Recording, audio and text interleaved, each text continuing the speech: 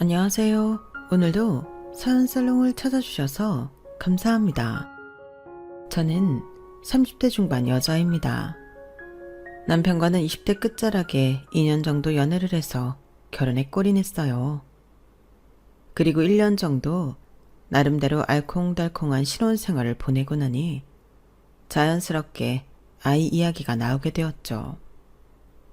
사실 저는 일욕심이 많은 편이라 아이를 가지고 싶다는 생각을 해본 적은 없었어요. 커리어를 생각하면 확실히 중간에 쉬는 기간 없이 쭉 일을 해오는 게 장기적으로 도움이 되니까요. 그런데 막상 마음 맞는 사람을 만나 결혼도 하고 신혼생활을 보내고 나니 문득 이 사람과 내 사이에서 태어난 아이는 어떤 모습, 어떤 사람으로 자랄까 하는 궁금증이 일더라고요.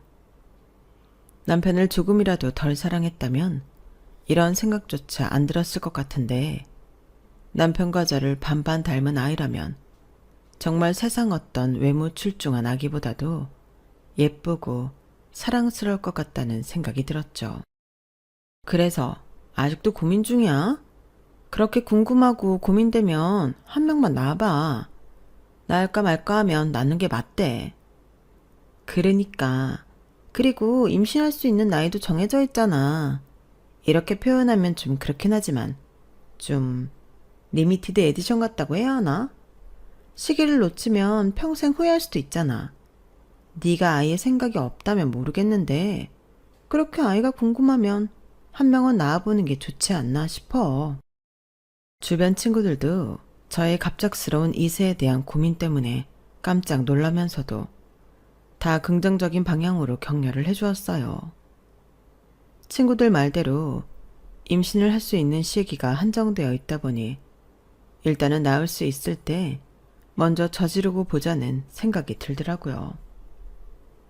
평생을 고민만 할 수도 없는 노릇이고 일단 저지르고 나면 어떻게든 되겠지 생각도 들었어요. 남편은 제가 아이 생각은 없는 줄로만 알고 있어서 마음 단단히 먹고 제 의견을 이야기했어요. 그동안 서로 안 낳는 걸로 협의가 되어 있던 부분이라 남편이 혹시나 반대하면 어떡하지 싶어서 잔뜩 긴장을 했었는데 다행히 남편도 저랑 생각이 똑같더라고요. 안 그래도 나도 이 얘기를 언제 도대체 어떻게 꺼내야 하나 고민이 많았는데 먼저 이야기해줘서 너무 고마워.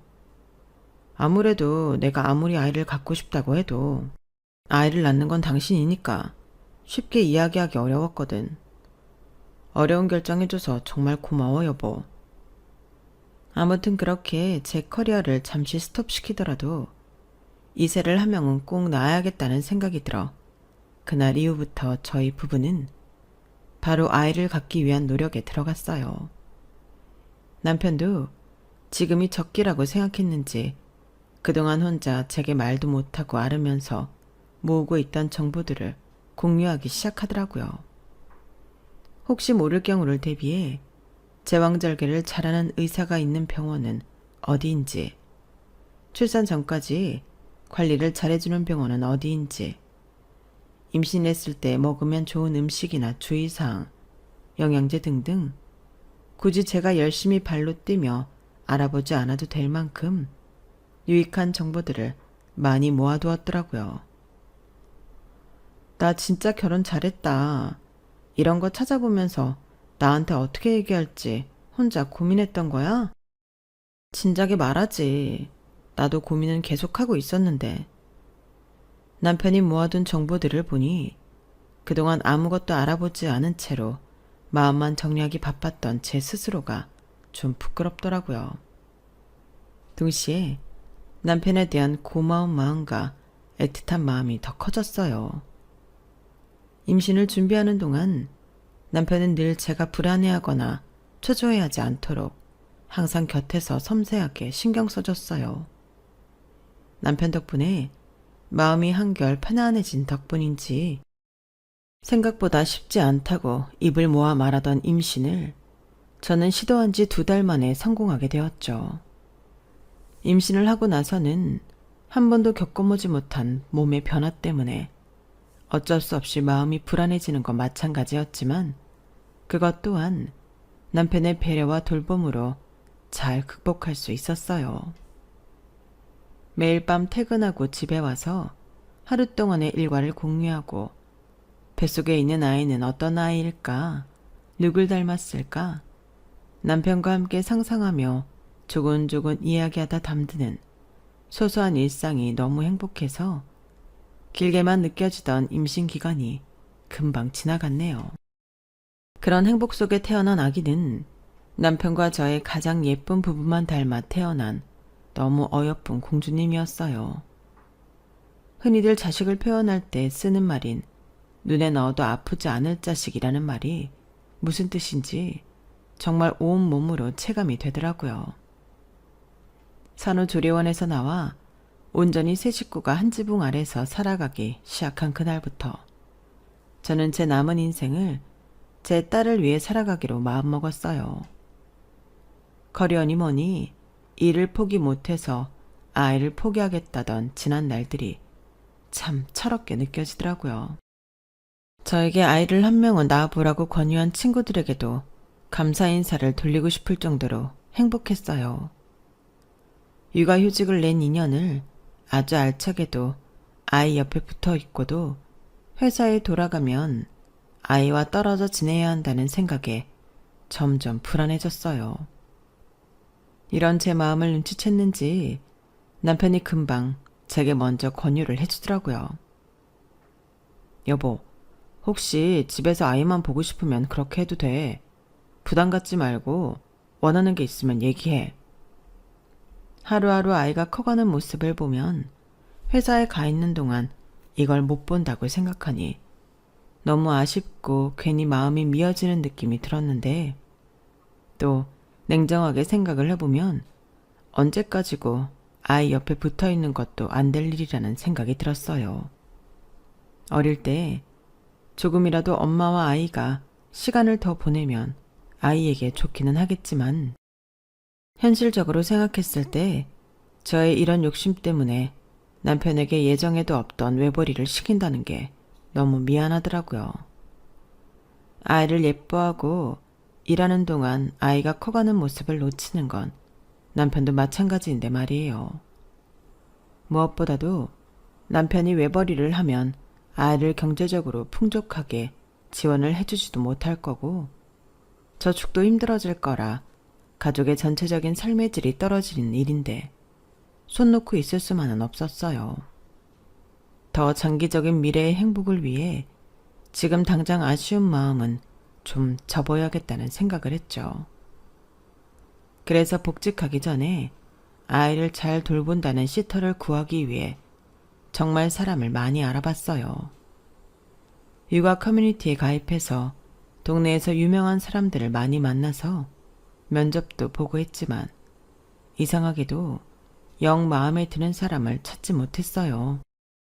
자식 소중한 건 다 똑같을 텐데 유명한 데는 이유가 있겠지 싶다가도 그래도 남은 남인데 라는 생각도 들었고 뉴스에서 부잣집 아이들을 돌봐주던 베이비시터가 아이들이 먹는 음식에 수면 유조대를 타서 먹였다는 뉴스나 남몰래 학대를 했다는 소식이 들려오면 내 자식이 당했다고 생각하니 손이 벌벌 떨리면서 다시 구인을 포기하게 되더라고요. 이기적인 생각이지만 친정 부모님의 도움을 받고 싶다는 생각도 했어요. 하지만 제 고향이 지방이라 친정 부모님께 맡기려면 아이와 평일에는 이별하다시피 있어야 해서 망설여졌죠. 아이 안 낳겠다고 할 땐 언제고 저도 정신 차려보니 극성 엄마가 다 된 것 같아서 참 상황이 우습게 느껴지더라고요. 그러던 중에 남편에게 저희 부부가 그런 고민을 하고 있다는 이야기를 들으셨는지 시부모님께서 제안을 해주셨어요. 남의 손에 맡기면 애 못 쓴다. 돈은 돈대로 나가고 애는 애대로 힘들고 그러지 말고 우리가 그쪽으로 이사를 갈 테니 애는 우리한테 맡기거라. 먼저 제안을 해주신 건 너무나 감사했고 아무래도 친할아버지, 친할머니가 맡아주시는 거니 아이 정서에도 좋을 것 같긴 했지만 아무래도 친정 부모님한테 부탁드리는 것에 비하면 마냥 마음이 편하지만은 않았어요. 하지만 그보다 더 좋은 방법이 없는 데다 제 복직일은 다가오고 있어서 조금 죄송한 마음은 뒤로 밀어두기로 했죠. 감사합니다, 어머님. 안 그래도 정말 고민이 많았는데 너무 감사해요. 감사는 무슨, 내가 내 손주 돌봐주겠다는데 그럴 것 없다. 우리도 나이 들어서 별로 인생에 재미랄 것도 없고 귀여운 하영이나 봐주면서 시간 보내면 척척하지도 않고 좋지? 나는 아들만 둘밖에 없잖니. 젊은 시절에 아들 하나 딸 하나 갖고 싶었는데 그러질 못했으니 한번 딸 키우는 재미도 느껴보고 싶고 우린 정말 괜찮으니 미안해하지 말거라. 결혼하고 나서 딱히 저희 부부에게 큰 관심도 터치도 없던 무뚝뚝한 시어머니께서 저렇게 따뜻한 말을 해주시니 정말 그때의 감동은 이루 말할 수가 없었어요. 젊은 사람이 해도 힘든 육아를 나이 드신 시부모님께서 맡아서 해주신다는 게 결코 쉬운 결정이 아니란 걸 알았기에 더 감사하고 죄송했어요. 어머님은 됐다고 극구 거절하셨지만 그래도 어떻게 그냥 아이를 맡길 수가 있었겠어요. 남편과 잘 얘기해서 육아하면서 드는 지출을 포함한 건 물론이고 그 외 어머님 아버님께 부족하지 않을 만큼의 용돈도 매달 챙겨드렸어요. 어차피 몸값 높은 시터를 썼으면 더 크게 나갈 돈이었으니 금전적으로 챙겨드리는 건 하나도 아깝지 않았죠. 아이가 3살쯤 되었을 때부터 시부모님께서 돌봐주기 시작하셨고 처음엔 별다른 트러블이 없었어요. 시부모님께서 온전히 아이를 돌보는 건 너무 힘이 드시니 평일에는 아이를 어린이집에 맡기고 하원하는 시간부터 저희 퇴근할 때까지 비는 시간 동안 아이를 돌봐주셨어요. 시부모님께서는 본격적으로 아이를 돌봐주시겠다고 금방 저희 집 근처 아파트로 이사를 오셨고 그렇게 되니 저희 생활도 무척이나 편해졌죠. 그렇게 1, 2년 정도는 저희도 감사한 마음이 컸고 시부모님도 딱히 불평 불만 없이 아이를 돌봐주셔서 정말 시댁과 사이가 좋았어요. 문제는 그 이후부터 시작됐죠. 저기 말이다. 애가 크니까 아기 때보다 이것저것 나가는 돈이 많아서 말이야. 돈을 좀 더 주면 좋을 것 같은데? 어머님, 진작 말씀하시지 그러셨어요. 돈이 필요하신 거면 얼마든지 말씀하세요. 아이 돌봐주신다고 쓰시는 돈인데 당연히 드려야죠. 처음에는 돈을 올려달라는 말씀에 흔쾌히 금액을 더 얹어드렸어요. 거기에 대해서 전혀 불쾌하다거나 처음에 용돈 필요 없다고 말씀하셨던 거랑 이야기가 왜 달라졌냐거나 그런 불만은 조금도 없었어요. 그런데 그렇게 한번 금액을 더 올려드리고 나니 몇 달에 한 번 주기로 계속 돈을 더 요구하시기 시작했어요. 그래도 그게 그렇게까지 부담되는 큰 금액은 아니고 고작해야 10만 원 정도 더 달라고 하시는 거라 어디에 그렇게 돈이 나가는지 의문이 들긴 해도 그냥 별 생각 없이 믿고 드렸어요. 용돈으로 그냥도 달라 하면 드릴 수 있는 돈인데 아이 보면서 달라고 하시는 돈인데 큰 거부감이 없었죠. 그런데 어느 순간 정신 차리고 보니 한 달 동안 어머님께서 이것저것 요구해서 드린 돈에 정기적으로 드리는 금액도 높아지니 제 월급의 거의 절반 가까이 시댁에 드리고 있는 것 같더라고요. 하루 종일 일하고 일 끝나면 아이를 보느라 그런 걸 확인해 볼 겨를이 없었는데 그 사실을 깨닫고 나니 정신이 확 들었어요. 여보, 우리 어머님 아버님께 드리는 돈 말인데 조금 줄일 필요가 있는 것 같아. 응? 갑자기 왜? 저번에 금액 올려서 드리기로 한 것 때문에 그래? 아니 그게 금액을 올린 것까진 괜찮았는데 어머님이 중간중간 보태달라고 하시는 돈을 다 계산해 보니까 금액이 꽤 크더라고. 어쩐지 요새 좀 쪼들린다 생각했는데 이쪽으로 지출이 크게 나가고 있어서 그랬던 거였어. 뭐, 다 이유가 있어서 달라고 하신 거겠지만 정확히 어디다 쓰시는지 일일이 여쭤볼 수도 없고 하니까 정해진 금액 이상 드리는 건 좀 힘들 것 같아서. 그래? 그럼 좀 줄여야지. 어쩔 수 있나. 부담 갖지 말고 얘기해. 당신이 얘기하긴 좀 그럴 테니까 내가 엄마랑 이야기해 볼게. 앞으로도 돈 필요한 일 있으면 나한테 연락하시라고. 고마워, 여보. 남편 선에서 센스 있게 알아서 이야기해 준다고 나와서 전 별다른 걱정 없이 있었어요. 그런데 며칠 뒤에 갑자기 저한테 전화가 오시더라고요. 얘, 너 내가 중간중간 돈 필요하다고 말하는 거 부담스럽다고 했니? 네? 아, 그런 게 아니라요. 내가 나 쓰자고 달라는 것도 아니고 손녀한테 쓰려고 달라는 돈을 무슨 돈 뜯어가는 사람처럼 그걸 쪼르르 아들한테 가서 이야기하면 내가 뭐가 되니? 아니, 어머님. 그 사람이 뭐라고 말했길래 그러세요? 저는 그냥 어머님께 중간중간 드리는 돈까지 다 합치고 보니 생각보다 많아서 정해진 금액 정도 드리자는 걸로 이야기를 했어요. 그 외에 필요하신 돈이 있으면 이 사람 쪽에 말씀하시면 알아서 하기로 한 거고요. 제가 그런 것까지 신경 쓸 겨를이 없어서 부탁한 거예요.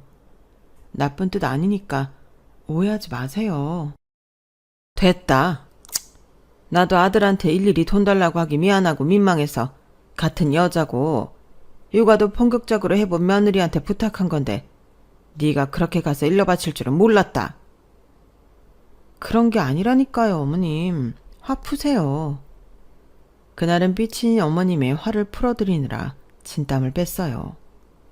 전화로는 도저히 화를 푸실 것 같지가 않아서 퇴근하고 아이를 픽업하러 간 김에 얼굴 뵙고 풀어드리려고 노력했죠. 그날은 일 때문에 많이 피곤한 날이었는데 어머님까지 달래드리려니 쉽게 화를 푸실 기미도 딱히 안 보이고 너무 힘들더라고요. 그래서 그동안 어차피 나가던 돈인데 다 귀찮아졌어요.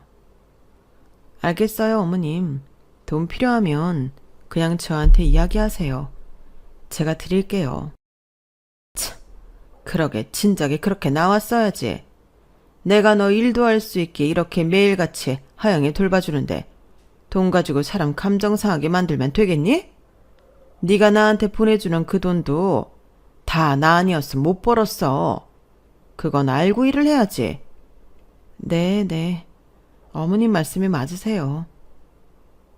그냥 다 포기하고 돈을 드리겠다고 하니 그제서야 삐친 걸 푸셨어요. 좀 어이가 없긴 했지만 어쨌든 상황을 모면했다는 생각에 그 순간만큼은 깊어서 아이를 데리고 얼른 집으로 와버렸네요.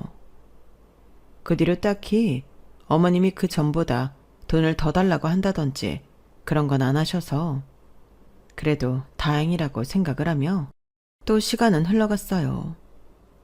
여전히 시댁에 들어가는 돈이 부담스럽긴 했지만 그냥 더 마음 편하고 안전한 시터한테 아이 맡겨서 들어가는 돈이라고 생각해버리니 좀 편하더라고요. 남편은 주지 말라고 자기가 알아서 한다고 했지만 그 과정에서 한 번 더 그런 식으로 싸울 생각을 하니 너무 피곤하더라고요. 그렇게라도 일단락 시키고 나니 한동안은 다시 싸울 날 없이 잠잠해졌어요. 아이가 말을 시작하면서부터는 정서적으로 굉장히 안정되고 사랑받으면서 크고 있다는 게 느껴져서 그래, 돈이 무슨 상관이냐, 애만 잘 크면 되지 라는 생각도 했던 것 같아요. 그런데 언젠가부터 시댁에서 아이를 집으로 안 돌려보내려고 하시더라고요. 어머님, 오늘은 정시에 퇴근할 것 같아요. 이따 아이 데리러 갈 때 뵐게요. 아니다. 오늘은 하영이 우리 집에서 차로 채우고 내일 저녁쯤에 나와서 데리고 가거라. 네? 안 그러셔도 돼요, 어머님. 아버님 너무 힘드시잖아요. 안 그래도 되긴. 우리도 하영이 하루 차고 갔으면 해서 그래. 평일에 우리가 하영이 봐줘봤자 같이 있는 시간이 몇 시간 되지 않잖니. 우리도 하영이 데리고 놀이터도 가고 맛있는 것도 사주고 하루 같이 온전히 놀고 싶어서 그런다.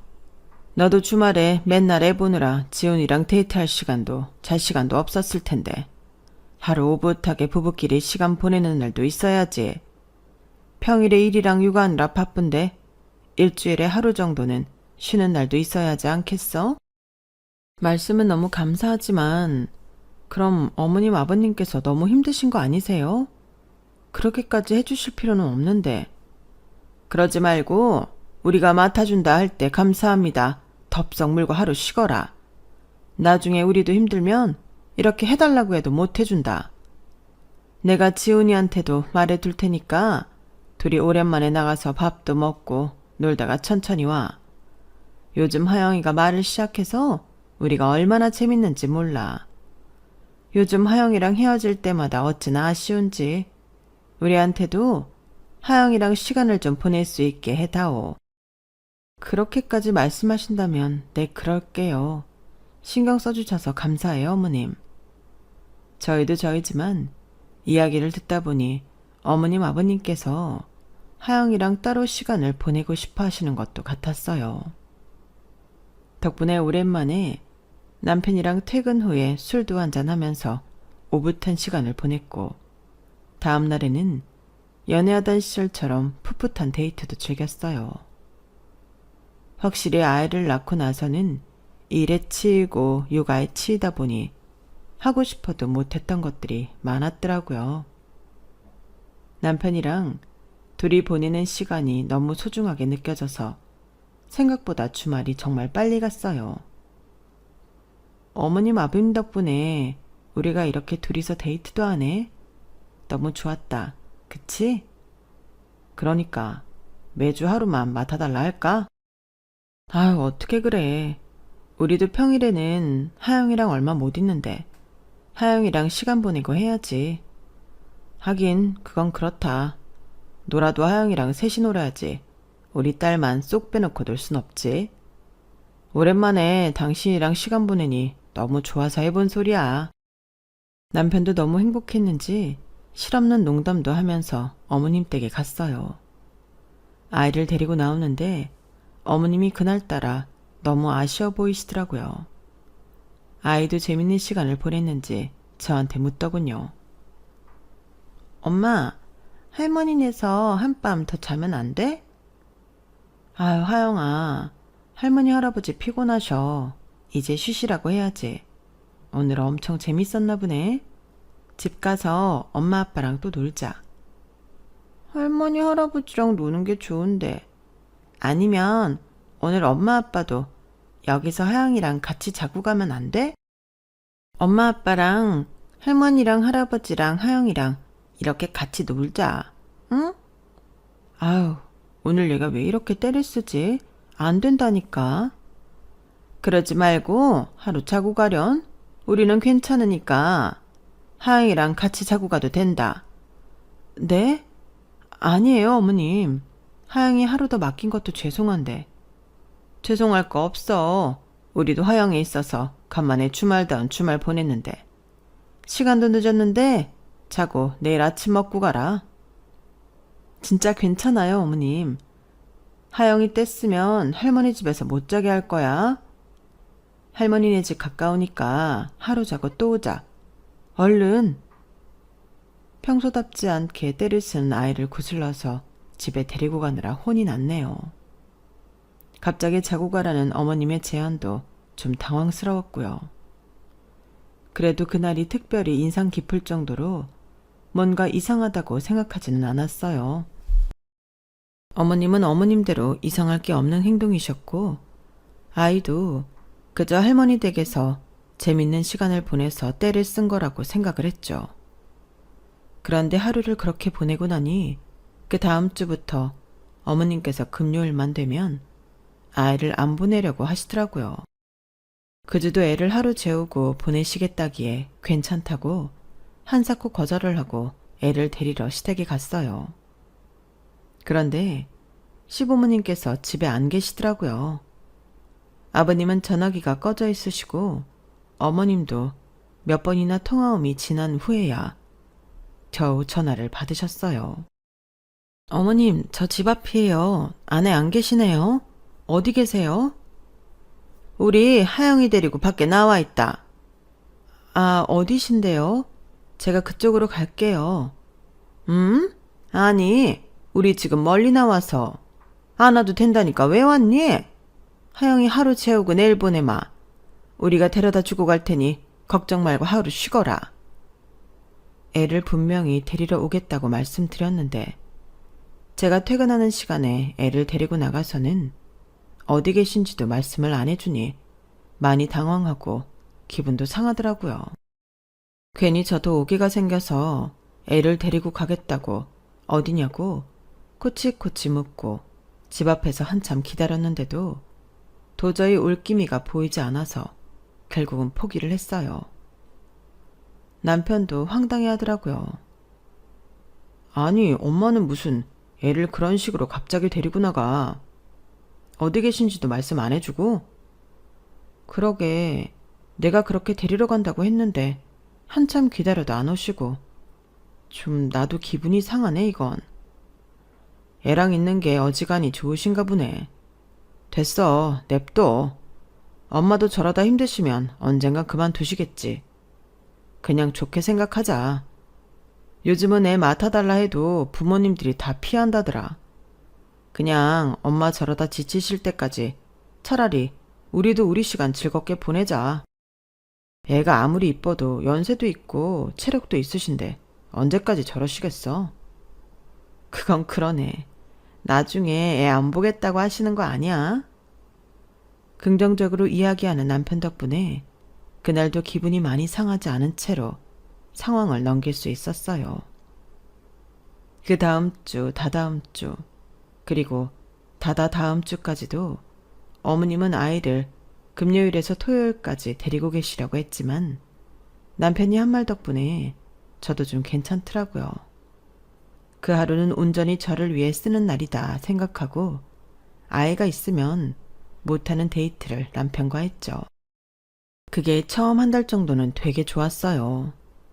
늘 피곤에 지쳐있던 일상생활에 환기도 되고 육아하면서 남편과 조금은 서로에게 소홀했던 부분이 많이 개선되면서 사이가 더 돈독해지기도 했고요.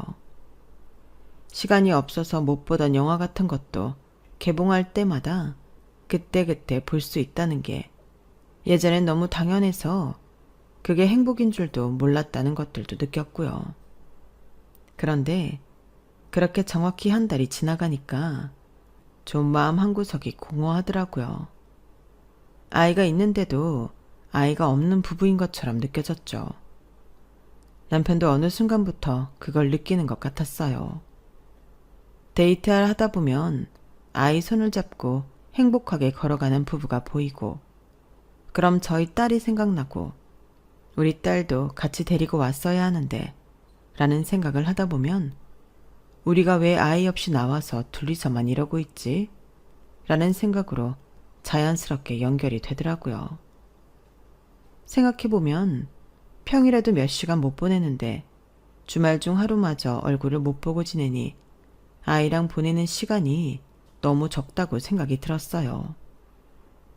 가족 셋이서 나란히 패밀리 레스토랑도 가고 아이 데리고 수족관 같은 데 가서 좋아하는 모습도 보고 싶은데 아이와 추억을 쌓을 시간이 많이 부족하더라고요.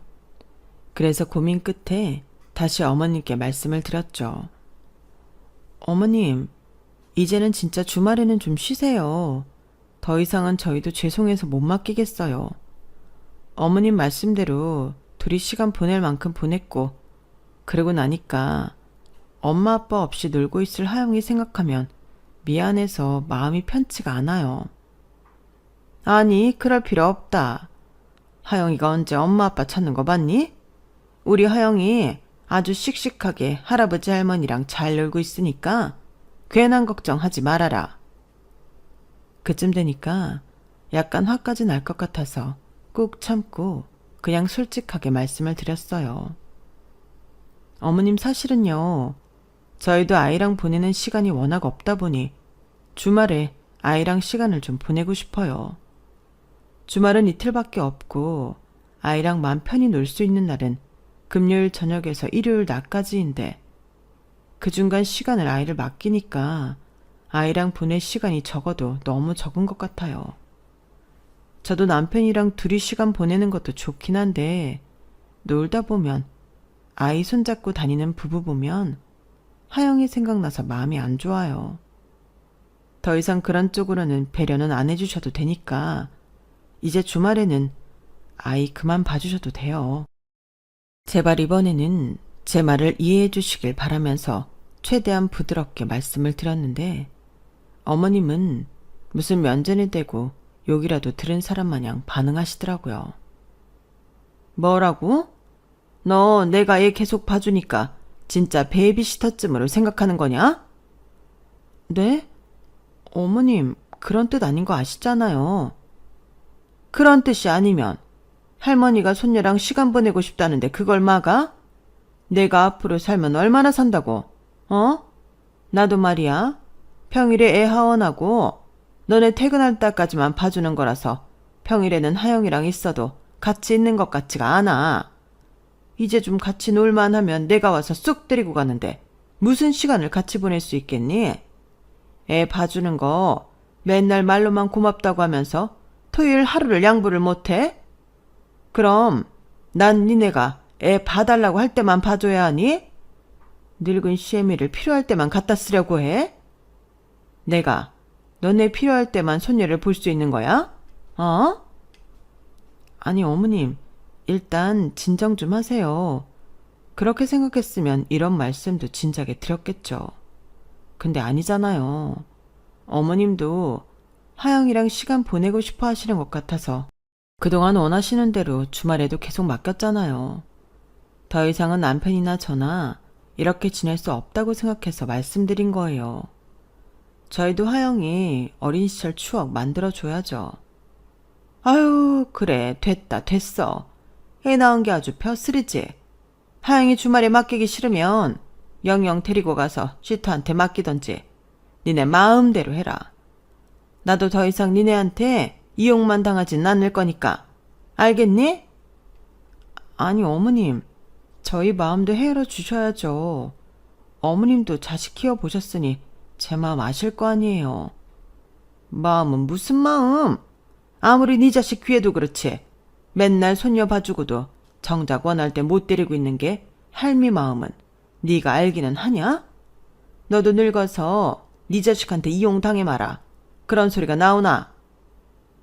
어머님은 애초부터 제 얘기는 들을 생각도 안 하신 것처럼 본인 얘기만 하시면서 자꾸 이용당했다고 이야기하시더라고요.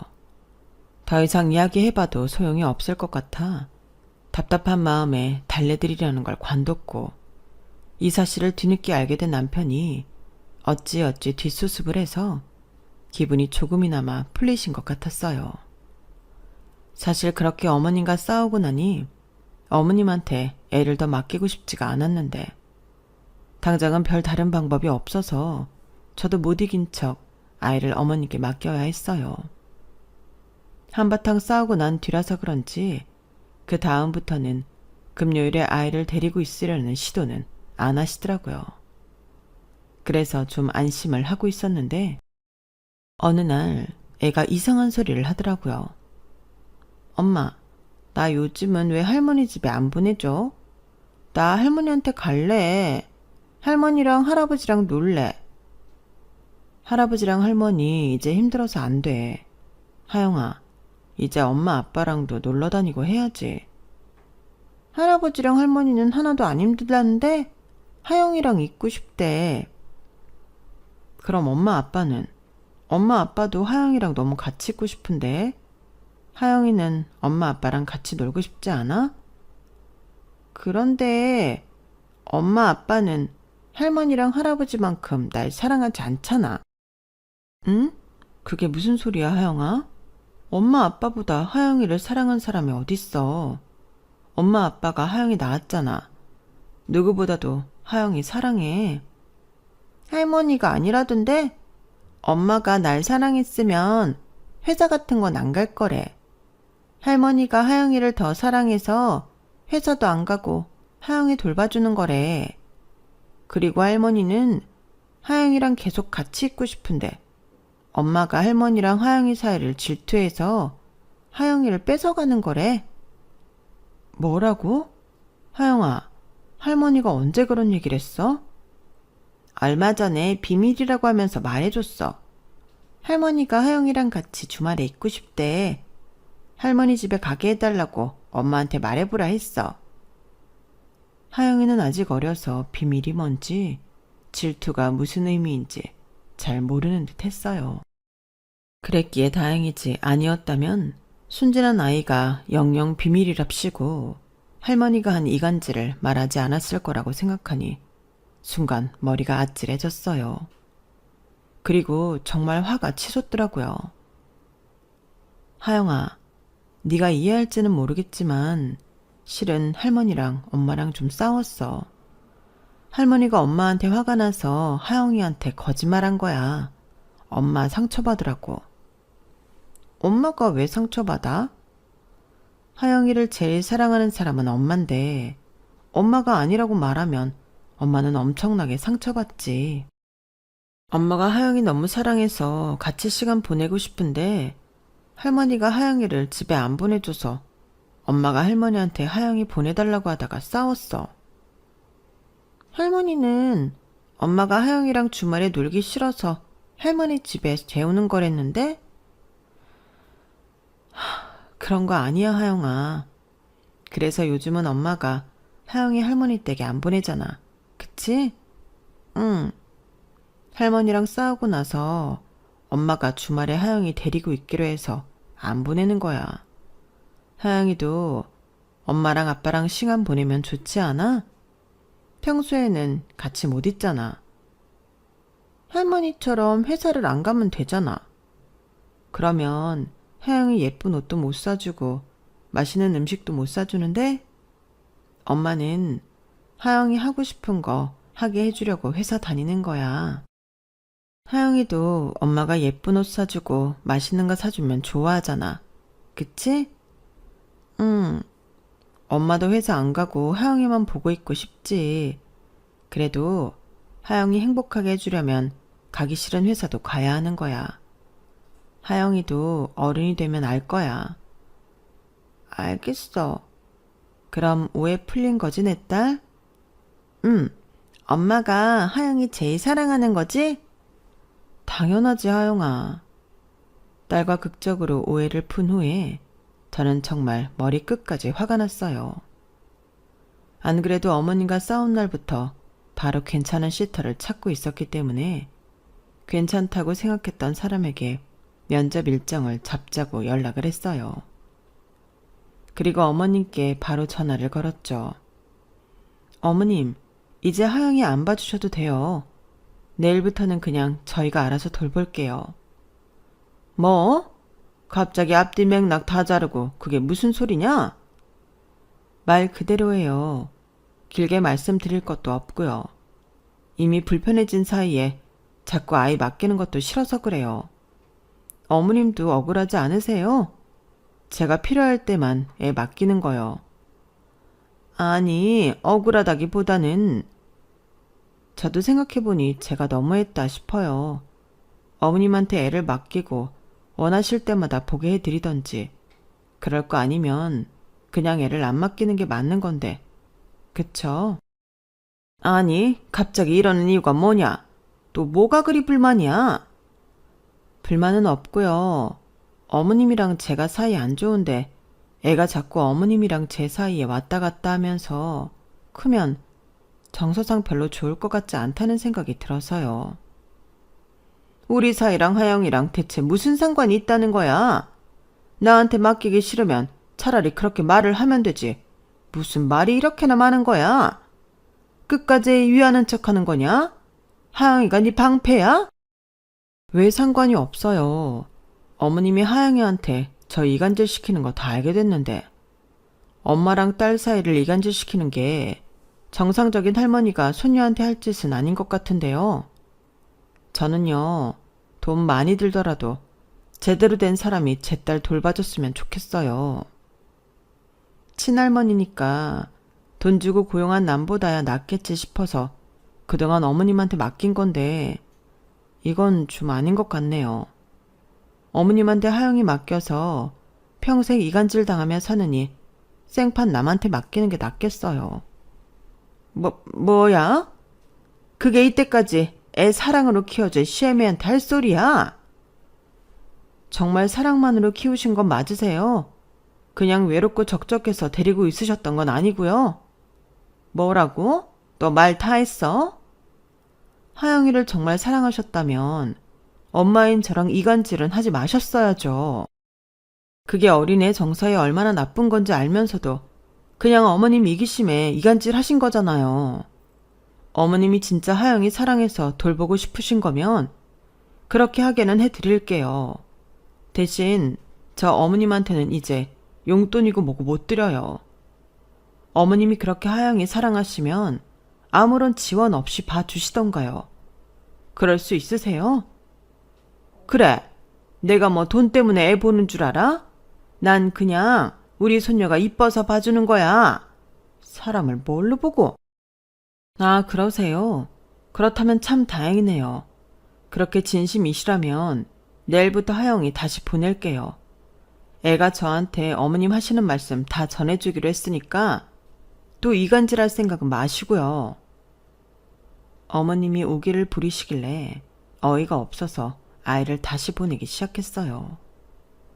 처음 2달 정도는 아무런 경제적 지원 없이 아이를 잘 돌보시나 싶더니 결국 2손 2발 다 드시더라고요. 별다른 수입원도 없으신 상태인데 2달 동안 꽤나 고생하셨을 거예요. 그렇게 아이를 못 돌보겠다고 선포하신 뒤로 저희 부부나 하영이에게 일절 터치도 안 하세요. 손녀도 돌볼 겸 용돈벌이 하시면서 적적함이나 달래셨으면 좋았을걸. 자꾸 달라는 금액은 높아지고 저희 부부와 아이를 생이별을 시키려고 하시니 저로서도 정말 이렇게밖에 할 수가 없었네요. 지금 아이는 면접받던 시터에게 맡기고 있는데 소문대로 하영이도 정말 좋아하고 따르는 다정한 분이세요. 물론 어머님도 아이를 돌볼 때는 사랑으로 돌보셨겠지만 엄마인 제 입장에서는 시어머니보다는 차라리 돈을 주고 고용한 사람이 더 편한 것 같네요. 역시 아무리 도움이 필요해도 시댁 도움은 받는 게 아닌가 봐요. 정말 똑같은 상황이어도 친정과는 다른 것 같아요. 우리 엄마였다면 돈도 그렇게 계속 올려받았을까요? 그런 생각도 들고요. 딸 사위 잘 벌어서 도움되라고 진심으로 대해주셨을지도요. 시댁서 괜히 도움 주신다고 해서 감사히 받았다가 사이만 멀어진 것 같은 기분이 드네요. 어쩔 수 없는 일이지만요. 제 이야기 들어주셔서 고맙습니다. 별거 아닌 일이지만 털어놓고 나니 시원하네요. 여러분도 건강하시고 행복하세요. 여러분, 사연 댓글에 응원과 현명한 조언 부탁드려요. 좋아요와 구독은 저에게 큰 힘이 됩니다. 오늘도 좋은 일 가득하세요.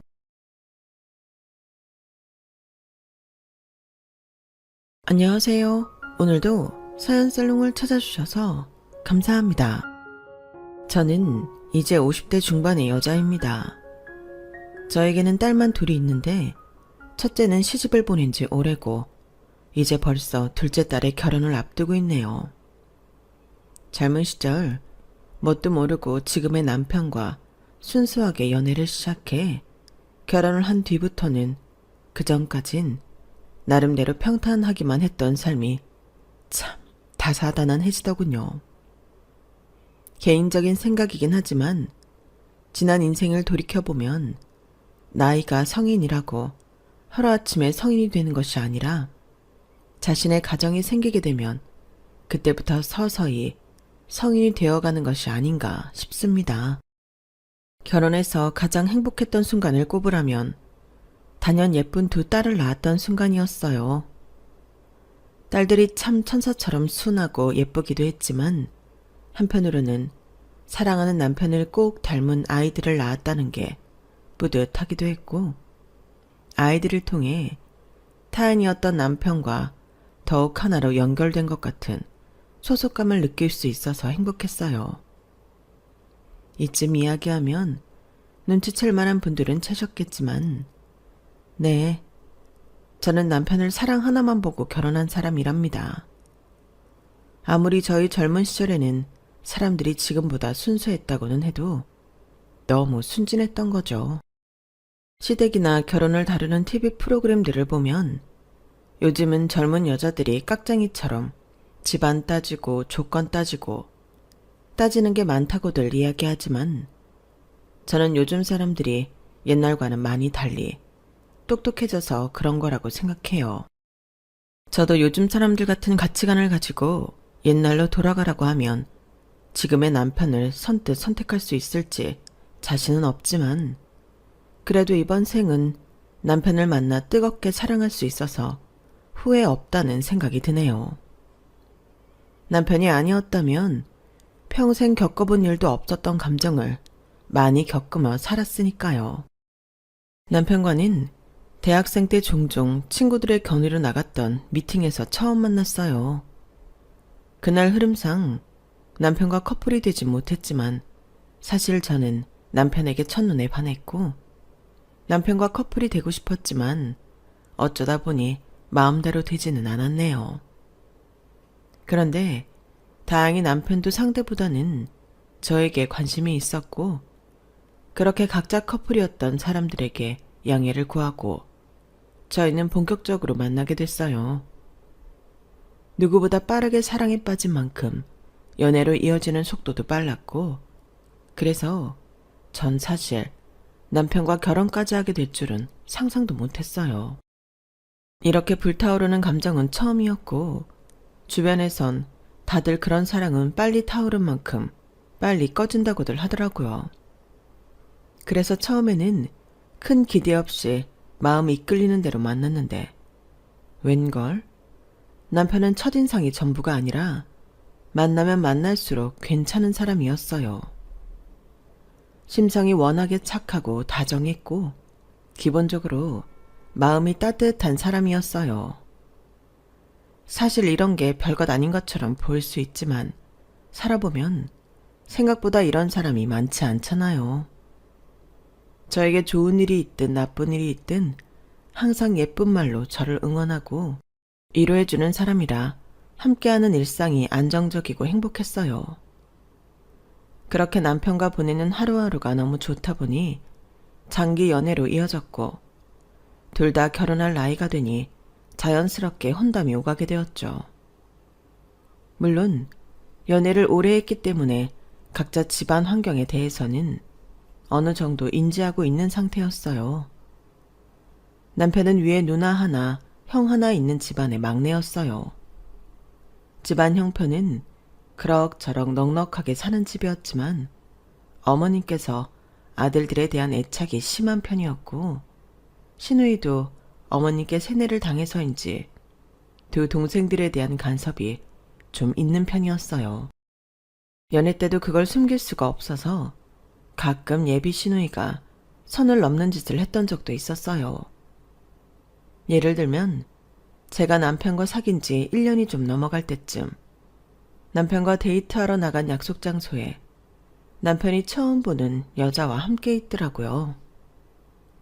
저를 만나기로 한 장소에서 다른 여자와 친근하게 웃고 있는 남편을 보고 있으니 순간 기분이 묘해서 어쩔 줄 몰라 하고 있는데 그 여자와 눈이 마주쳤어요. 그런데 그 여자가 갑자기 남편 손을 깍지 껴서 잡더라고요. 남편이 바람을 피우나? 아주 짧은 순간 그런 생각이 들었지만 아무리 생각해도 그럴 사람이 아니었어요.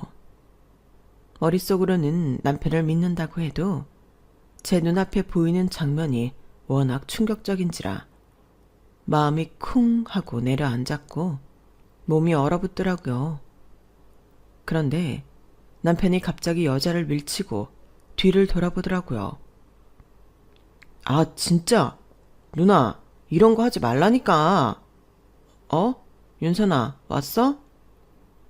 응, 오빠. 이분은 누구셔? 아, 우리 누나야, 친누나. 어머, 드디어 우리 막내 애인을 다 만나네. 한번 보여달라는데 죽어도 싫다고 해서. 얼굴이나 한번 볼까 하고 따라와 봤어. 너무 귀엽게 생겼다. 이제 누나 가. 얼굴 봤으니까 됐지? 가. 아, 왜? 좀만 더 이야기 나눠보고 싶은데.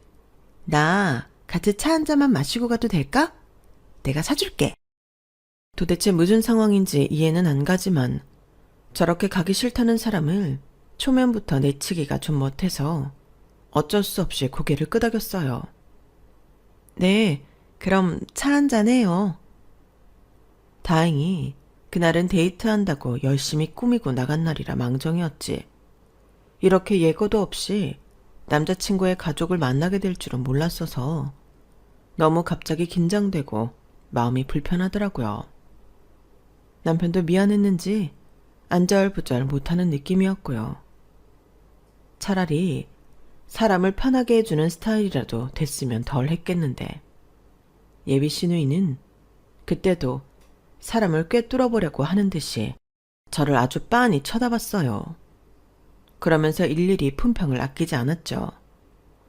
와, 우리 승우가 이런 스타일도 다 만나네? 신기하다. 그동안은 연상만 만났거든. 그래서 내가 어찌나 걱정이 많았는지 몰라. 나보다 나이 많은 여자 만날까봐. 남자는 연하를 만나야지. 내가 우리 승우 짝으로 딱 원했던 스타일이네. 승우보다 어리고 좀 귀엽고 착한 스타일. 성격 순하다는 말 많이 듣죠? 아, 그런가? 그런 것 같기도 해요. 전공이 뭐예요? 부모님은 무슨 일 하시고? 아니, 내가 이렇게 첫 만남에 꼬치꼬치 묻는 건 정말 미안한데 아무리 물어봐도 승우가 안 알려줘서. 누나, 좀 그만하고 가. 나중에 때 되면 알려주겠다고 했잖아.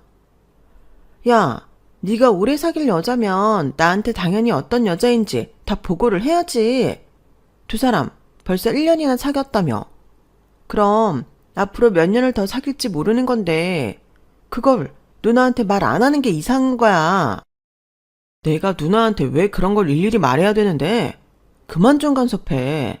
나도 누나가 어떤 사람 만나는지 다 몰라. 그건 네가 나한테 관심이 없는 거고. 신우이는 저에 대해 보이는 것은 하나하나 평가하면서 자신이 모르는 부분은 코치코치 캐묻더라고요. 무슨 면접이라도 보러 나온 기분이 들어서 유쾌하진 않더라고요. 중간중간 남편이 말리긴 했지만 대답을 하지 않고 넘어가면 나중에 더 피곤해질 것 같아서 그냥 있는 그대로 순순히 대답은 해줬어요. 그랬더니 만족스러운 얼굴을 하시더라고요. 사람이 괜찮아 보이네. 역시 인상이 반 이상 간다니까. 너무 나만 물어본 것 같은데 혹시 나한테 궁금한 건 없어? 남편의 누나에 대해서는 종종 들었던 것들이 있어 크게 궁금한 점은 없었지만 딱 하나가 떠오르더라고요. 가게 앞에서 왜 손을 잡고 있었는지요. 그것 때문에 같이 있는 내내 그 장면만 떠올라서 더 마음이 불편했거든요. 원래도 동생들이랑 그렇게 손을 잡으세요? 응? 손? 무슨 소리냐며 질색하는 얼굴을 하길래 황당했는데 바로 생각해냈는지 혼자 자지러지게 웃기 시작하더군요. 아, 그거? 난 또 뭐라고? 내가 얘 손을 뭐하러 잡아? 그거 그냥 내가 테스트해본 거야. 네? 테스트요? 여자친구 성깔 테스트. 누가 봐도 바람 피는 것 같잖아. 그땐 어떻게 반응하는지를 딱 보면 사람 본성을 알 수가 있거든. 아, 저는 어떠셨는데요? 완전 합격이지. 어떻게 그렇게 거기 가만히 서서 상처받은 얼굴로 쳐다만 보고 있을 수 있어. 착해도 너무 착하고 순해도 너무 순하지. 속상했지. 놀래켜서 미안해. 그런데요, 그런 걸로 사람을 평가하기엔 아무리 착한 사람도 머리 끝까지 화가 날 만한 상황 아닌가요? 뭐, 그렇긴 하지. 나라면 보자마자 달려들어서 여자 머리채부터 잡아 뜯어놓긴 했을 거야. 그럼 불합격인 거잖아요. 아, 나는 그래도 내 동생이 이런 여자 만나면 안 되지. 나같이 성깔 있는 여자 만나지 말라고. 내가 이렇게 관심을 갖는 건데 우리 엄마가 아들 갖겠다고 얼마나 고생하신 줄 알아? 그렇게 고생해서 낳아놓은 아들들 이상한 여자한테 장가 갔다 해봐. 우리 엄마가 제 명예 사시겠냐고. 그래서 그냥 간단하게 기분 나쁘지 않을 선에서 테스트 해본 거니까 너무 이상하게 생각하지 마. 평소엔 손 잡으라 해도 절대 안 잡아. 알겠지? 지금 생각해보면 신우의 말대로 제가 정말 착해도 너무 착하고 순해도 너무 순했던 것 같네요. 지금은 그때 일을 떠올리기만 해도 열받아서 손이 떨리거든요. 사람을 테스트해본다는 자체도 짜증나는데 해도 뭘 그런 식으로 하는지. 그날 돌아오는 길에 남편이 싹싹 빌며 미안해해서 그냥 넘어가긴 했지만 사실 그날 일로 인해 처음으로 남편과의 관계를 이대로 유지해도 되는 걸까? 고민이 들었어요. 옛날에는 대학을 졸업하면 여자들은 대부분 바로 결혼을 밟는 코스여서 저에게 남은 정년기 기한이 그리 길지도 않았던 터라 조금 두렵더라고요. 남편이 그동안 누나가 간섭이 많은 편이라고 미리 언질은 해줬어도 이렇게 뜯어 말리는데도 직접 약속 장소까지 찾아와서 저를 기어이 만나고 가는 친누나를 보고 나니 앞으로 잘 헤쳐나갈 수 있을지 갑자기 자신이 확 없어졌어요. 남편도 그걸 눈치를 챘는지 하루는 시무룩해져서 그런 말을 하더라고요. 윤선아, 혹시 우리 누나 때문에 나랑 결혼할 마음이 없어진 거면 솔직하게 이야기해줘. 나 이유도 모른 채로 너랑 멀어지고 싶지는 않아. 이유를 알아야 널 붙잡을 기회라도 있지. 늘 밝고 씩씩했던 남편이 처음으로 제 앞에서 저런 모습을 보이니 마음이 또 금방 약해지더라고요. 누나라는 사람이 짜증나기는 했지만 별개로 남편은 정말 이런 사람 다시 만날 수 있을까 싶을 정도로 좋은 사람이라 놓치면 나중에 후회할 것 같다는 생각이 들었어요. 그래서 누나에 관한 건 잠시 접어두기로 하고 만났죠. 그렇게 시간이 지나고 결혼 이야기가 나왔을 땐 전 당연히 남편의 누나부터 생각이 났어요. 남편도 마찬가지였는지 저한테 마지막으로 묻더라고요. 나랑 결혼하는 거 정말 괜찮은 거 맞지? 안 괜찮더라도 내가 꼭 괜찮게 해줄게, 윤선아. 오빠가 괜찮게 해준다면 괜찮은 거겠지. 알지? 나 오빠만 보고 결혼하는 거야. 알지. 정말 고마워. 내가 대단하게는 못하더라도 꼭 너랑 행복하게 살 수 있게 만들 거야. 많이 사랑해, 윤선아. 그렇게 마음을 잘 추스리고 결혼을 하게 됐어요. 남편이 미리 신신당부를 해놨는지 양가 부모님 댁 인사부터 상견례까지 시누이가 튀어서 나서는 법은 없었어요. 덕분에 결혼 과정 자체는 순조롭게 진행이 되었고 생각보다 이 결혼이 나쁘지 않을 것 같다는 생각까지 들더라고요. 결혼식 당일에 시누이가 웨딩드레스에 대해 어쩌고 저쩌고 고나리질을 하긴 했지만 날 좋은 날이라 그런 건 머릿속에서 금방 잊혀졌어요. 시누이 입장에서는 자신이 기분 나쁘게 했는데도 제가 태도가 변하지 않고 생글생글 잘 대하니 그게 마음에 들었던 모양인지 어느 순간부터 부쩍 저를 예뻐하는 것 같은 모습을 보이더라고요. 여보, 우리 누나가 아무래도 당신이 엄청 마음에 드는 모양이야. 지난번에 당신 잠깐 엄마 일 도와주러 나갔을 때 우리끼리 있는데 당신 칭찬 엄청 하더라. 어머, 정말? 뭐라고? 매사에 밝고 긍정적이라서 보기 좋다고. 뭐라고 해도 금방 잊어버리고 싹싹해서 마음에 든다나? 나 결혼 잘했대. 그래? 잘 됐네. 나도 사실 결혼하면서 우리 연애 때 생각이 가끔 나서 걱정 많이 했는데 어쩐지 요즘 약간 나를 대하시는 태도가 미묘하게 바뀐 것 같다는 생각을 했거든. 어쨌든 잘 됐네. 마음에 안 들어 하시면 다 같이 피곤해졌을 텐데. 그러니까, 아니 사실은 우리 형네 형수님 있잖아. 우리 누나가 형수님을 좀 마음에 안 들어 하거든. 근데 당신도 알겠지만 우리 누나 성격이 보통이 아니라서 싫어하는 사람이랑 같이 있는 걸 진짜 못 견뎌.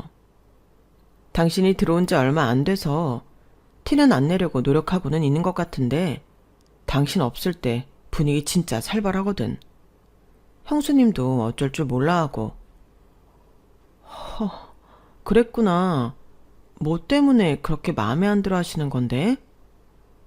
형수님한테도 당신한테 했던 그 이상한 시험 같은 거 했었는데 형수님은 그때 누나 머리채를 잡았었나 봐. 그런데 사실 그게 형수님 잘못은 아니잖아. 누나가 못 말리는 거지. 그런데 그걸로 누나는 아직까지도 형수님 좋게 안 봐. 성깔 있다나 뭐라나. 본인 성격 생각은 안 하고. 당신은 그때 잘 넘어가서 다행이지.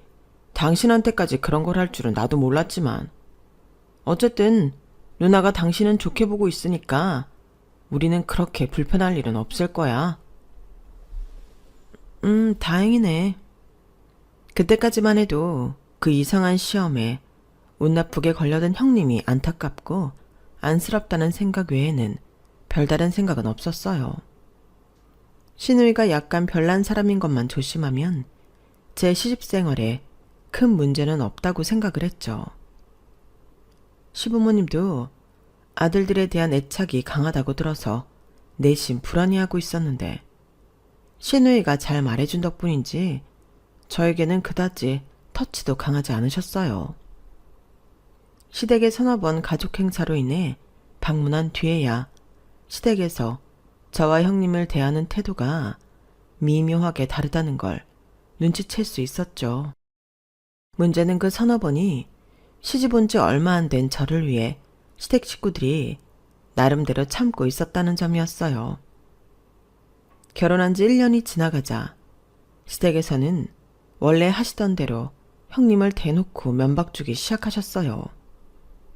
예를 들어 제가 제사에 서툴어 실수를 하면 형님께서 대신 혼이 나는 시기였어요. 아니 대체 이게 뭐야? 누가 제사상에 빨간 과일을 올려? 제사상에 빨간 음식 올라가면 안 되는 거 아니야? 제가 올린 거 아니에요. 동서가 올렸어요.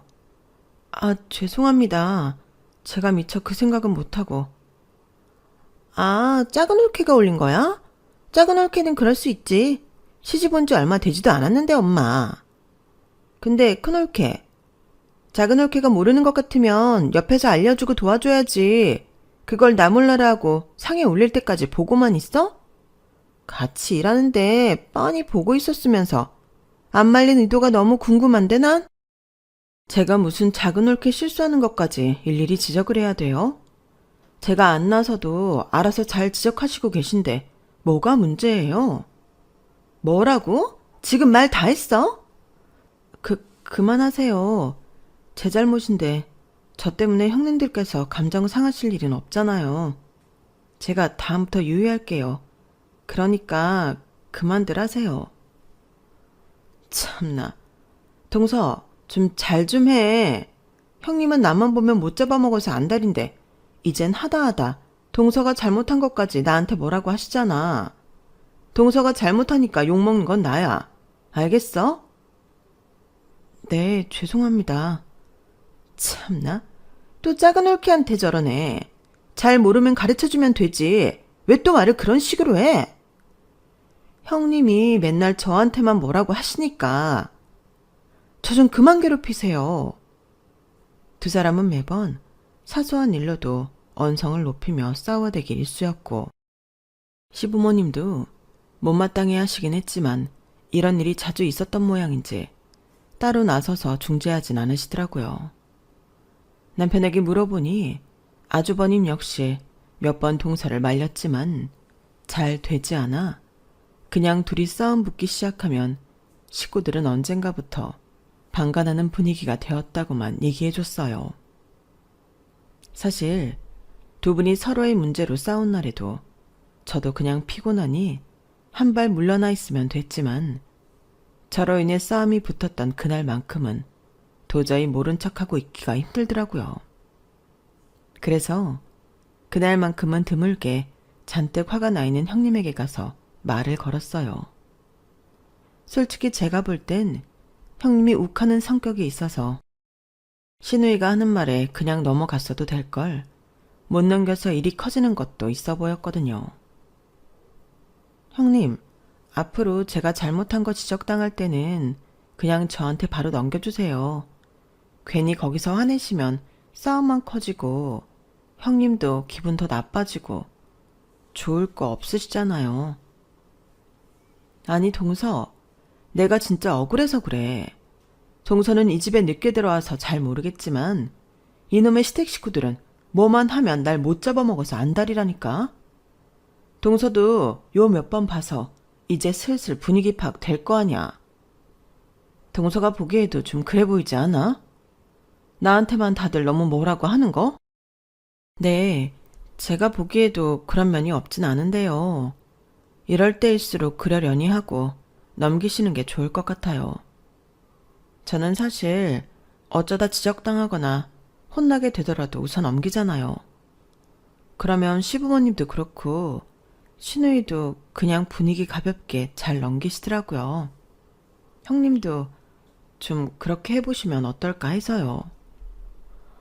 아, 모르는 소리 마. 그건 동서처럼 내가 쌓인 게 없을 때나 통하는 소리지. 나는 뭐 처음엔 동서처럼 안 그랬는 줄 알아? 근데 있잖아. 매번 동서처럼 대하면 사람 얼마나 우습고 만만하게 보는 줄 알아? 동서도 한번 겪어봐. 지금이야 뭐 동서가 이 집에 들어온 지 얼마 안 됐으니 화살이 다 날 향하는 모양인데 얼마 못 가서 동서도 알게 될 거야. 내가 그냥 못 넘어가는 이유가 뭔지. 형님이 서슬퍼런 눈으로 그렇게 저주하듯 이야기하는데 순간 간담이 서늘해졌어요. 뭐 하나 잘못 걸리면 저도 본인처럼 될 거라는데 저는 아닐 거라는 근거가 어디에도 없었으니까요. 형님의 그 한마디 때문에 시댁에서 보내는 시간들은 저에겐 살얼음판을 내디딘 것만 같았어요. 그마저도 신우이가 형님을 하도 잡아서 저는 늘 이 집안에서 있는 듯 없는 듯한 존재로 지나가긴 했지만요. 그렇게 1, 2년 정도 흐르자 형님은 저에게 슬슬 하소연을 하기 시작했어요. 아니 동서, 나 진짜 너무 억울하다. 솔직히 말해서 난 동서나 나나 같은 며느리니까 이렇게 차별할 줄은 몰랐거든. 솔직히 동서가 나보다 그렇게 크게 잘난 거 있어? 친정이 우리 집보다 잘 사는 것도 아니고 그렇다고 직업이 대단하길 하나. 대체 왜 나한테만 저러는 거야? 그쯤 되니 저도 시댁에서 함께 보고 지낸 세월이 쌓여 형님이 왜 저런 대접밖에 못 받는지 알 것 같았어요. 형님은 굉장히 아나무인해 자신이 조금이라도 무시당했다고 생각하면 파르르 떠는 감정 기복 심한 사람이었고 기본적인 예의조차도 가끔은 벗어나는 면이 있는 사람이었거든요. 시댁 입장에서 보면 저런 며느리는 좀 싫을 수 있겠다 싶더라고요. 저라도 제 아들이 저런 며느리를 데리고 온다면 뒷목을 잡고도 남을 테니까요. 어쨌든 아무것도 몰랐을 때는 형님께 충분한 위로와 공감을 해드릴 수 있었지만 시댁이 충분히 이해가 가는 상황에서 형님의 하소연을 들어주는 일이란 꽤나 고역이었어요. 저보다 나이라도 어린 손아래 동서라면 어떤 점이 문제가 될 수 있다고 말이라도 해줬겠는데 손이 동서인 것도 부담이었고 이미 신우이가 충분히 말을 해준 것 같은데도 받아들이지 않고 자신을 갈구는 것으로만 생각하니 전혀 발전이 없었거든요. 그래서 해줄 만한 이야기는 없고 가만히 이야기를 들어주는 것밖에 할 수 있는 일이 없었는데 그 이야기라는 건 다 자기 중심적인 속 터지는 이야기들 뿐이니 들어주는 것조차 힘에 겨울 수밖에 없었던 거죠. 그래도 그 이야기라도 들어주는 쪽이 제 시댁 생활이 편안하게 유지될 수 있는 이유 중 하나였어요. 시누이와는 다행히 계속 좋은 관계를 유지하고 있었고 시부모님도 워낙 형님과 시누이의 관계가 시끄러우니 상대적으로 조용한 저를 예뻐라 하셨거든요. 형님하고만 잘 지내면 됐는데 워낙 성격이 튀고 기복이 센 사람이라 맞춰주는 게 쉬운 일이 아니었는데 하소연을 들어주기 시작하면서 저에 대해 결혼 초반에 가끔 드러내던 경쟁의식이라던가 적개심을 많이 내려놓은 것 같더라고요. 시댁 식구들이 저에게 더 호감을 많이 표현한다고 해서 굳이 형님이랑 피곤하게 경쟁 구도를 펼칠 생각은 절대 없었기 때문에 저도 같은 며느리로서 형님을 이해한다는 제스처를 많이 취하면서 꽤 성공적으로 형님 마음의 문을 여는데도 성공을 했죠. 그렇게 평화로움이 꽤 유지되나 싶었는데 몇 년 가지 않아 깨지고 말았어요. 작은 올케, 나야. 별일 없이 잘 지내고 있지? 다른 게 아니라 들었을지는 모르겠는데 내가 작은 올케한테는 직접 말해주고 싶어서 나 지금 만나는 사람이랑 결혼해. 어머나 정말요? 축하드려요. 지금 만나시는 분이라면 그 외국분 맞죠? 그래서 내가 결혼하면 남편 따라 미국으로 가서 살게 될 것 같아서 작은 올케한테는 왠지 미리 말을 해줘야 할 것 같아서. 네? 미국으로요? 정말요? 아무래도 미국으로 가게 되면 지금까지처럼 자주 보긴 힘들겠지? 나야 내 사랑 찾아 떠나는 거니까 괜찮지만 내가 없으면 작은 올케가 큰 올케한테 너무 치일까봐 마음에 남아서. 아니에요. 그런 걱정은 마세요. 형님 저한테 잘해주세요. 그래? 그렇다면 다행인데 그 인간이 본성이 착한 사람은 아니라서. 작은 올케 처음 시집왔을 때 큰 올케가 별것도 아닌 걸로 트집 잡아서 우리 엄마 아빠한테 얼마나 흉보고 이간질했는 줄 알아? 내가 그래서 일부러 더 잡은 것도 있어. 작은 올케는 잘 몰랐겠지만 사실 안다고 좋을 것도 없으니까. 네? 그 얘기를 듣는데 순간 피가 거꾸로 솟더라고요. 듣기 싫은 얘기 다 받아줘가며 집안의 미운 오리 역할을 하고 있는 형님을 안쓰럽게 생각해왔던 지난 날들을 떠올리니 제 자신이 바보같이 이용당한 느낌이 들었어요. 제 표정을 본 시누이가 바로 제 감정을 읽었는지 바로 진정시켜주려고 하더군요. 그렇다고 너무 배신감 느끼지는 마. 그냥 그 인간 인간성의 한계야. 최근 요 몇 년간은 작은 올케 얘기는 꺼낸 적도 없거든.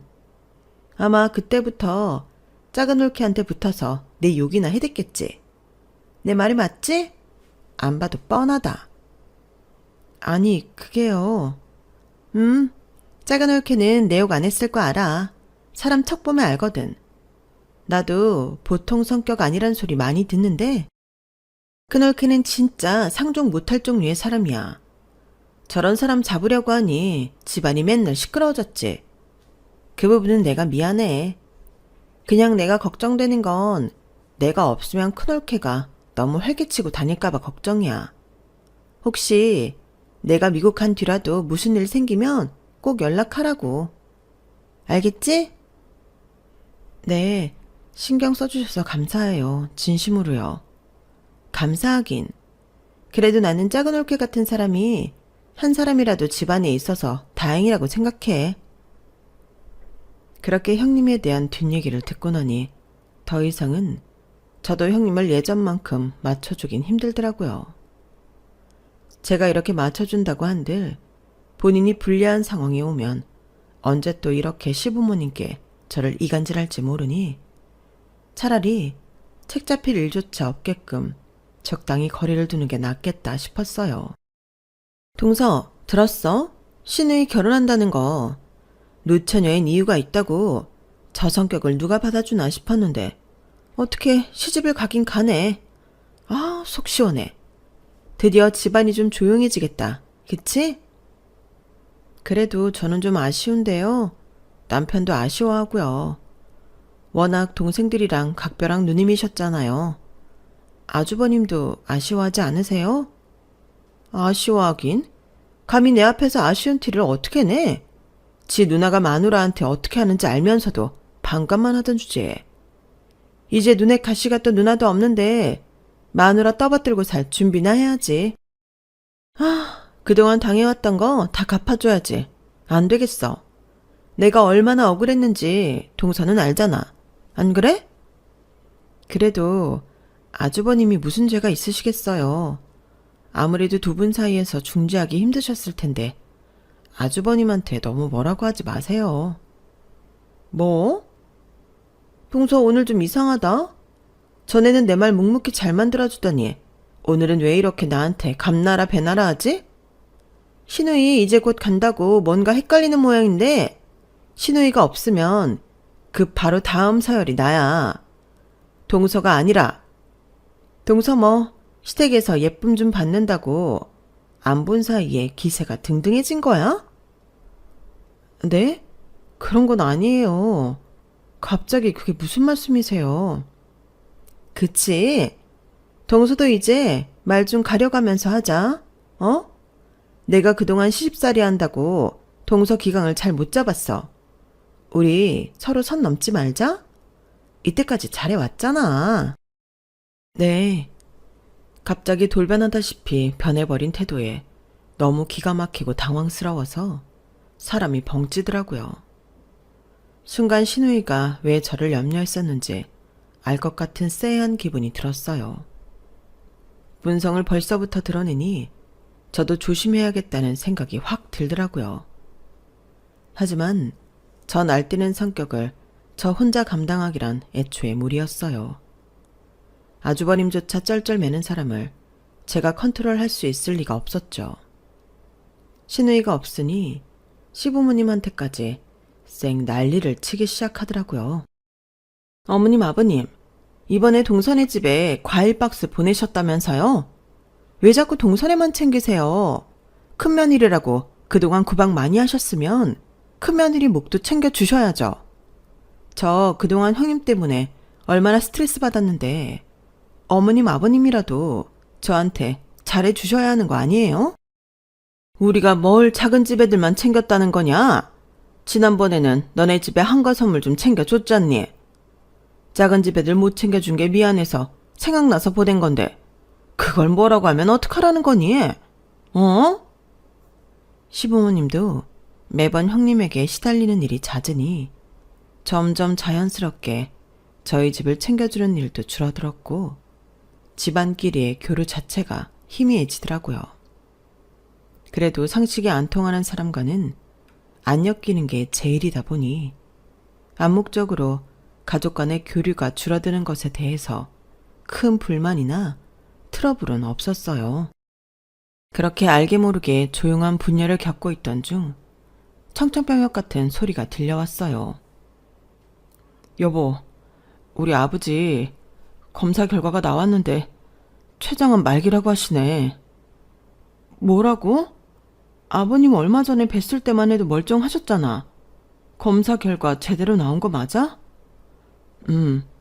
우리도 믿기지 않았는데 찾아보니까 원래 췌장암은 이렇게 말기일 때까지 모르고 지나가는 사람들이 많은 모양이야. 세상에, 아무리 사람 일이 한치 앞을 모른다지만 어떻게 이런 일이... 시댁 식구들은 상심에 빠졌고 아버님은 살 날이 얼마 안 남으신 걸로 판정을 받아 입원 치료를 진행하기보다는 남은 시간 동안을 가족들과 시간을 보내는 걸로 결정을 내리셨어요. 그래도 집에서 병 수발을 해줄 인원은 필요했기에 저와 형님이 일정을 나눠서 형님과 바통 터치를 해주면 어떨까 의견이 나왔지만 형님께서는 단칼에 거절을 하시더라고요. 동서도 알겠지만 난 솔직히 내가 아버님 병간호를 왜 해드려야 하나 싶어. 아버님 나 은근 무시하고 미워하셨던 거 알지? 건강하실 때는 사람 그렇게 서운하게 해놓고 돌아가실 때 되니 내 도움을 필요로 하시는 건 좀. 내가 보기가 그래.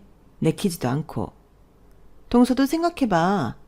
동서를 미워하던 사람을 간호하라면 동서는 하고 싶겠어? 그래도요, 형님. 아버님은 그렇다 쳐도 어머님은 혼자서 아버님 돌보시긴 너무 힘드실 거 아니에요. 형님이 안 오시면 아주버님이 오셔야 하는데 아주버님도 일 끝나고 오기가 힘드실 거고요. 자기 부모 일인데 힘든 게 내 알바야? 왜 남편이 할 일을 나한테 강요해? 동서도 혼자 하기 싫으니 나한테 일어나 본데 아무리 설득해도 나는 그런 거 할 생각 없으니까 간호할 인원이 필요하면 그냥 병원 입원시키라 해. 참, 아무리 본인이 시댁에 쌓인 게 많다고 해도 살 날도 얼마 안 남았다는 어르신한테 너무하다 싶더라고요. 사실 여자들이 시댁에 잘하는 건 다 같이 사는 남편 봐서 하는 것도 있는데 아주버님의 입장에 대해서는 전혀 생각도 안 하는 것 같았어요. 그 또한 부부끼리 이야기해야 할 문제니 저의 설득은 그쯤 하고 빠졌어요. 솔직히 형님이 저렇게 나오시니 저라고 뭐 혼자 병간호 뒤집어 쓰게 생긴 이 상황이 뭐 그리 유쾌하기만 했겠어요. 하지만 아버님의 암 소식에 마음 아파하는 남편의 모습이나 개인적으로도 저를 예뻐해 주셨던 시부모님을 생각하면 마음이 좋지 않아 선뜻 저라도 병간호 보내드리겠다고 말씀을 드렸죠. 어머님은 눈물까지 흘리며 고마워하시더라고요. 내가 참 귀한 남의 집 딸한테 내 남편 병간호 도와달라는 게 참 미안하면서도 정말 고맙구나. 사실 나 때는 이런 게 당연한 건 줄 알았는데 큰며느리 보면 이런 게 또 당연한 게 아니구나 싶으면서 너한테는 한없이 미안하다. 아니에요, 어머님. 저도 어머님 힘드신 거 싫고 아버님 아프신 것도 마음 안 좋아서 그런 건데요. 당연히 해야죠. 저는 신경 쓰지 마시고 아버님만 신경 쓰세요. 제가 최대한 도와드릴게요. 그렇게 아버님의 암투병과 온 가족의 병간호가 시작되었어요. 평일에는 저와 남편 그리고 아주버님이 번갈아 가며 시댁에 들렀는데 당연히 고정된 시간에 일을 하는 남편이나 아주버님보다는 제가 시댁에 머무르는 시간이나 빈도수가 훨씬 많았어요. 그렇게 평일에는 번갈아 가며 어머님과 아버님을 살피고 필요한 것들도 사다 드리고 격주로 주말마다 다 같이 모여 두 분 바람도 쐬어드리며 시간을 보냈죠. 형님은 간호는 쏙 빠졌으면서 같이 시간 보내는 주말에는 어떻게 또 참석을 하더라고요. 형님, 안 오실 줄 알았는데 오셨네요. 아, 다들 고생하는 거 미안해 죽겠는데 이럴 때라도 와야지. 아버님이랑 추억도 많이 쌓고 해야 나도 후회가 없을 것 같아서. 참, 이게 뭐 좋은 일이라고 웃으면서 그렇게 말하는데 너무 뻔뻔해서 말도 안 나오더라고요. 온 식구들이 아버님에게부터 그렇게 지극정성을 쏟았는데도 아버님은 6개월 정도밖에는 더 못 사셨어요. 췌장암 말기 판정을 받은 순간부터 각오는 했어도 사실 판정부터 돌아가시기까지 너무 기간도 짧고 갑작스러운 이별이라 온 집안의 충격적인 분위기가 가시지 않았죠. 그 와중에도 장례식장에서 일을 하다 말고 형님이 제게 하는 소리가 정말 가관이더라고요. 그래도 말기암인데 반년 정도 사셨으면 많이 살다 가신 거지.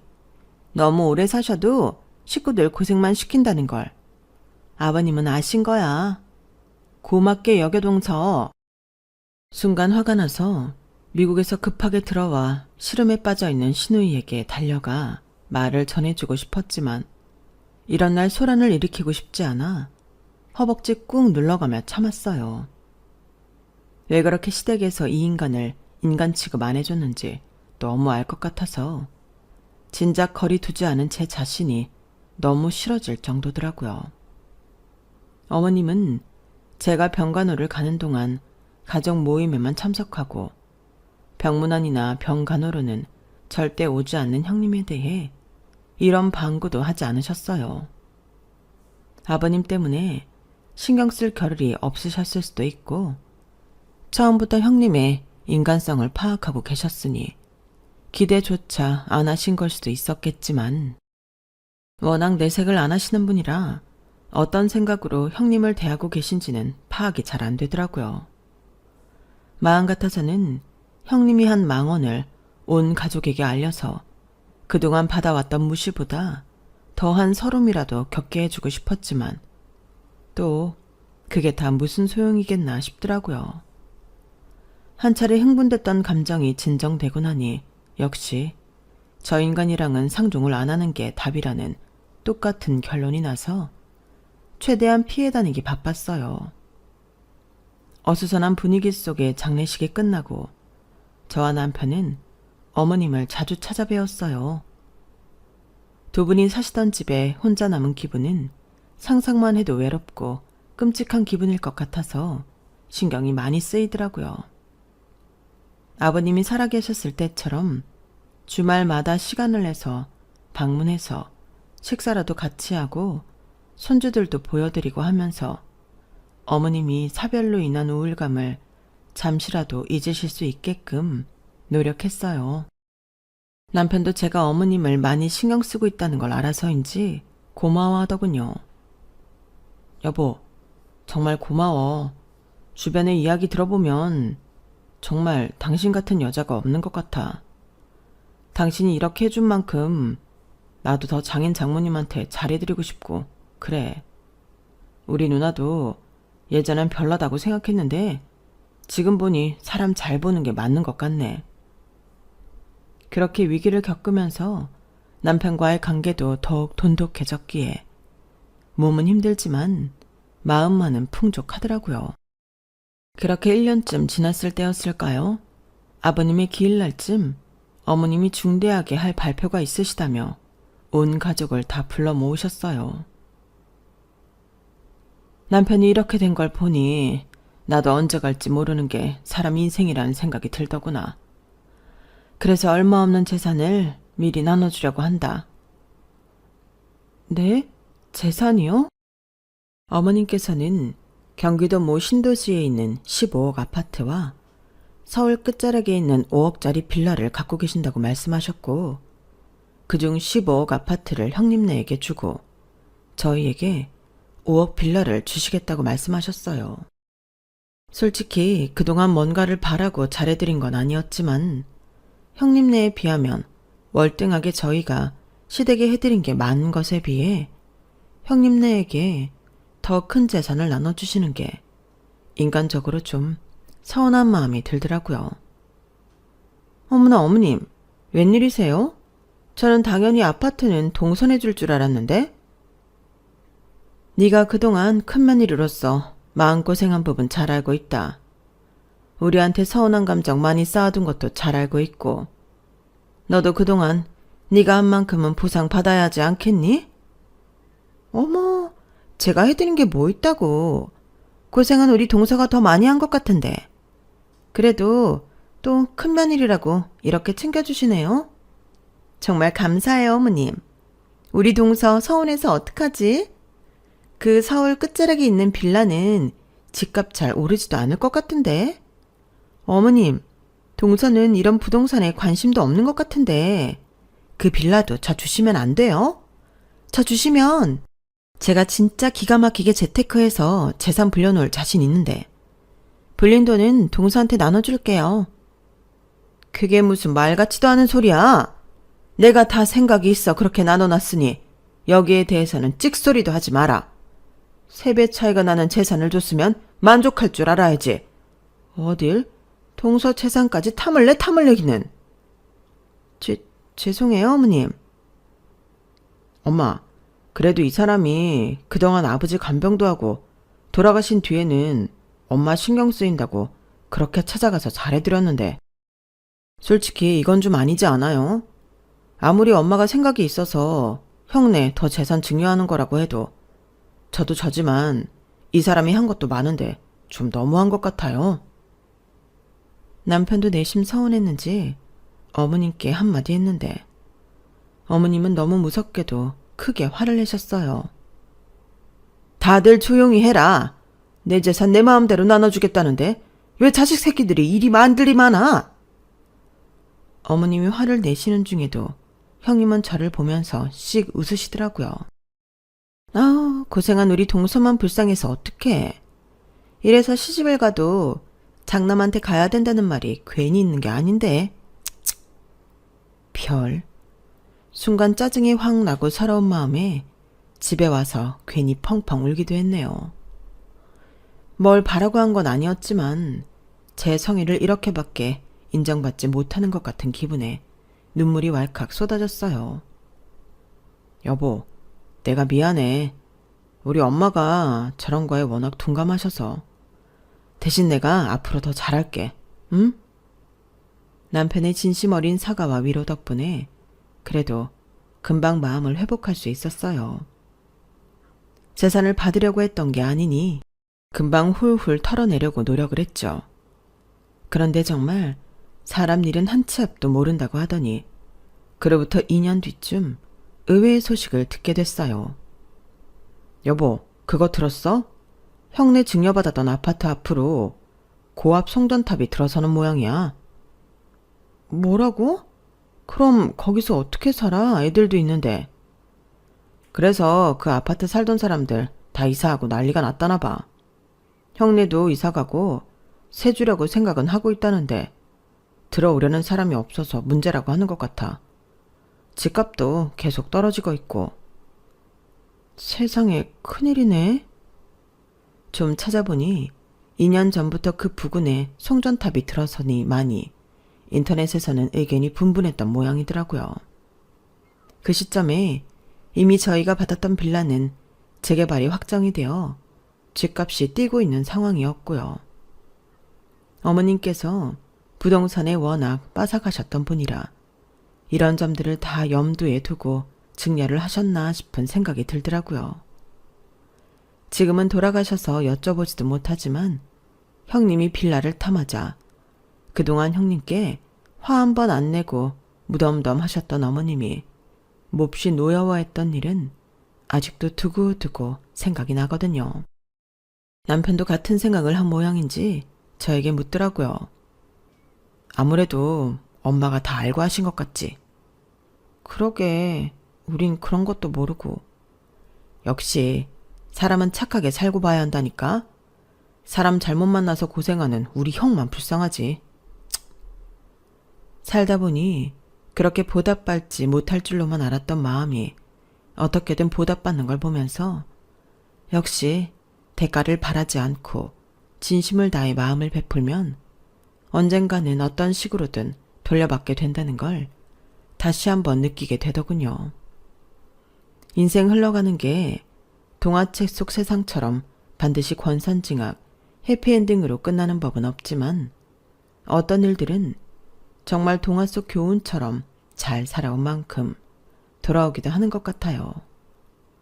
아직도 가끔 제가 어떤 중요한 선택이나 결정을 내려야 할 때 그때의 일이 떠올라요. 당장 눈앞에 보이는 이익을 계산하기보다는 내 마음이 시키는 대로 따라가다 보면 그것이 좋은 결과를 가져다 줄 거라는 걸 이제는 믿으니까요.